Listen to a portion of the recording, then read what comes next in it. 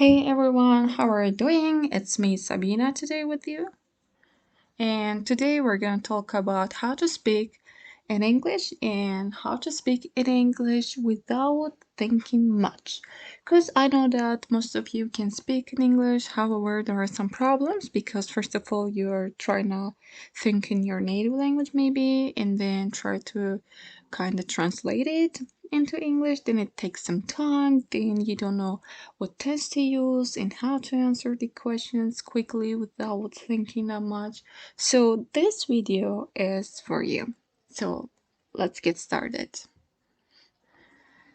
So there is just one rule that can help you to answer the questions without thinking too much. You should just carefully listen to the speaker. So if the person in front of you uses, let's say, am is are with ing, or was were with ing, or will, or any modal verbs, or have, has, had with verb 3. In this case, you should use the same tenses in your answers to keep it simple and to just shortly answer their questions.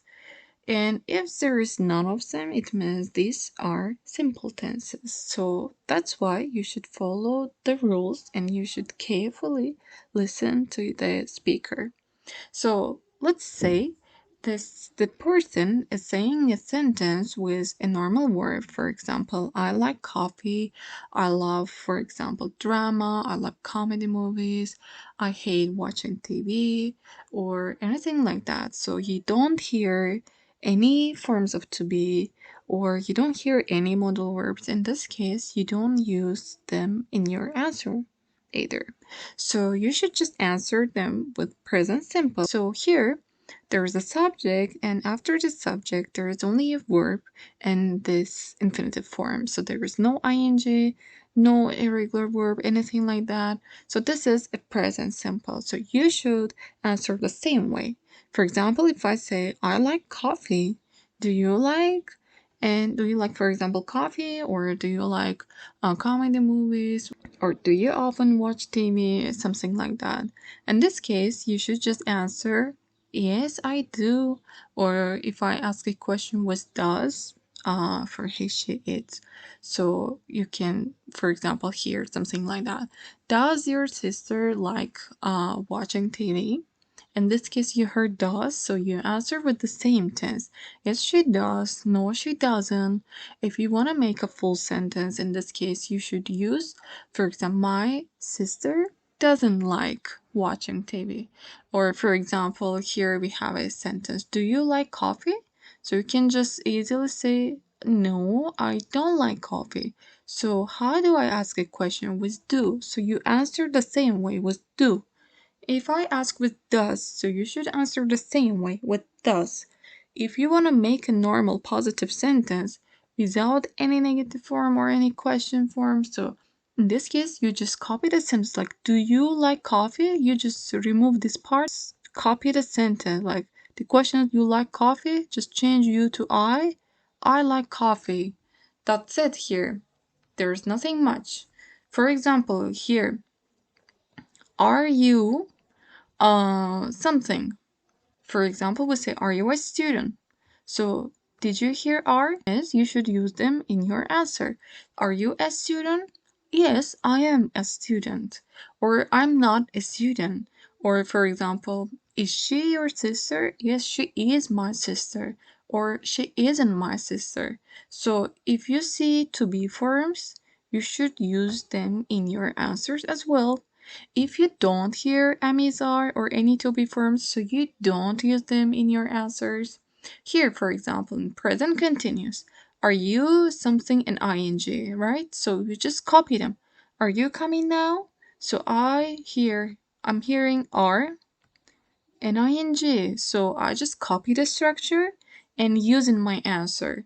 Yes, I am coming now. No, I am not coming now. Or, for example, you can say, is she learning English right now? Or is she doing her homework? So here we say, is. So, is she doing her homework? now. So what is that? We have like this one, right? It's present continuous. We have here is, which is a to be form.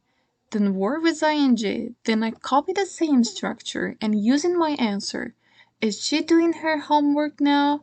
Yes, she is doing her homework now. Or if it's a negative form, no, she is not doing her homework now. Or shortly, you can just say she isn't doing her homework now. Okay, so did you hear Amizar and ing? Use Amizar and ing in your answers. You didn't hear them? Don't use them, okay?